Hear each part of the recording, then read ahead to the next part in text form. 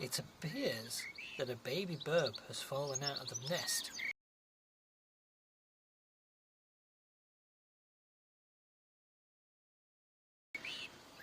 But I don't want to touch it.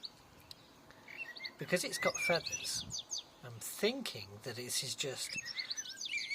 it's trying to fly for the first time, but it's gotten caught out. So I'm not going to touch it.